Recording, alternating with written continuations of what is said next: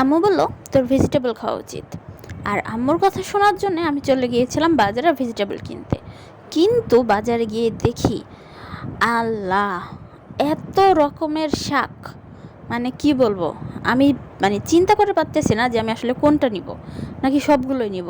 সবগুলো নেওয়া তো পসিবল না, কারণ সবগুলো শাক রান্না আমি যদি সবগুলো শাক কিছু কিছু করে নিয়ে যাই, এত শাক রান্না করবে কে? আমার আম্মু তো আমাকে বাসা থেকে বের করে দেবে। তো চিন্তা করলাম যে তাহলে কোন শাকটা নেওয়া যায়।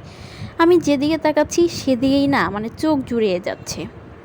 একটা কথা কি জানেন, যখন কোনো মানুষ বিদেশ থেকে আসে, তাদের কাছে গল্প শুনি যে ওইখানে সব কিছুই রিজনেবল প্রাইসে পাওয়া যায়, কিন্তু ভেজিটেবল এটার নাকি অনেক দাম। আপনি চাইলেই বাংলাদেশের মতো বিভিন্ন রকমের সবজি কিনে খেতে পারবেন না। সেখানে সৌদি থেকে আমার এক ভাই এসেছিল, তো সে বলেছিল যে পটলের দাম কখনোই 500 টাকা কেজির নিচে নামে না। সারা বছর পটলের দাম 500 টাকা কেজি। কথাটা শুনে না আমার কাছে মনে হলো যে আল্লাহ, আমি আল্লাহর অশেষ রহমতের মধ্যে আছি। এইখানে এত এত এত এত, আর শীতকাল বাংলাদেশে তো বিভিন্ন রকমের সবজির কি বলবো, প্রাচুর্য দেখে আসলে মন ভরে না।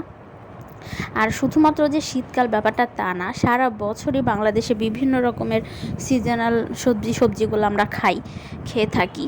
তো আমার আম্মু লাউ শাক নিল। আর লাউ শাক পছন্দ করে না এমন মানুষ বাংলাদেশে কিন্তু খুবই কম, খুঁজে পাওয়া কিন্তু অনেক টাফ আমার মনে হয়। তো এটা হচ্ছে পালং শাক। তবে এখানে আসার পর আমি একটা জিনিস চিন্তা করলাম, সেটা হচ্ছে আচ্ছা, আমরা ভালোভাবে প্রপার ওয়েতে কি শাক রান্না করতে পারি? এখানে কিন্তু অনেক শাক আগে বয়েল করতে হয়, বয়েল করে পানিটা ফেলে দিতে হয়। কেন? বয়েল করে যদি পানিটা ফেলেই দিই তাহলে কি হলো? আবার দেখা যায় যে অনেক শাক একটু বেশি তেল দিতে হয়, বা অনেকে তেল দেয়। আমি জানি না, আমার প্রপার ওয়েতে শাক রান্না করাটা শেখা উচিত। তো বাজার থেকে কিছু মটরশুঁটি কিনে এনেছিলাম। এই মটরশুঁটি আমার কাছে ভীষণ ভীষণ ভীষণ ভালো লাগে, কারণ এগুলো আপনি খিচুড়ি রান্না করতে ব্যবহার করতে পারেন, বিরিয়ানির সাথে দিতে পারেন, পোলাওয়ের সাথে দিতে পারেন। ইভেন আপনি কোনো মাছের তরকারি রানলে, মাংসের তরকারি রানলে, তারপর মোস্ট ইম্পর্ট্যান্ট একটা থিং, সেটা আমি ছোটোবেলা থেকে খেয়েছি, সেটা সেদ্ধ করে খাওয়া। মটরশুঁটি সেদ্ধ করে খাওয়াটা কিন্তু আসলে অনেক আমার কাছে অনেক ভালো লাগে, সিরিয়াসলি। আর মটরশুঁটি আমি মাঝে মাঝে বিকেলের নাস্তা হিসেবে মটরশুঁটি খাই। কিভাবে খাই জানেন? মটরশুঁটি নেই, আর একটা কড়াইতে সামান্য কিছু লবণ, আমার টেস্ট অনুযায়ী লবণটা দিয়ে আমি নেড়ে চেড়ে শুধুমাত্র ভেজে নিই। বাস, আমার বিকেলের নাস্তা হয়ে গেল। আমার কাছে খুব ভালো লাগে, সিরিয়াসলি। মটরশুঁটি তো যাই হোক, এই আমার আজকের ভিডিও।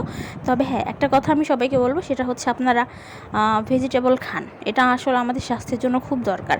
মাছ মাংস যে বাদ দিবেন ব্যাপারটা কিন্তু তা না। মাছ মাংসের পাশাপাশি আপনাকে ভেজিটেবলটা একটু বেশি পরিমাণে খেতে হবে। তো এই আমার আজকের ভিডিও।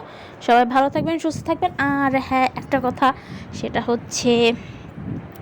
অবশ্যই আমার চ্যানেলটাকে সাবস্ক্রাইব করবেন, এবং আপনাদের কাছ থেকে কোনো গুরুত্বপূর্ণ টিপস অবশ্যই আমাকে জানাবেন, যেগুলো আমি পরবর্তীতে সেটা নিয়ে রিসার্চ করতে পারি। ঠিক আছে?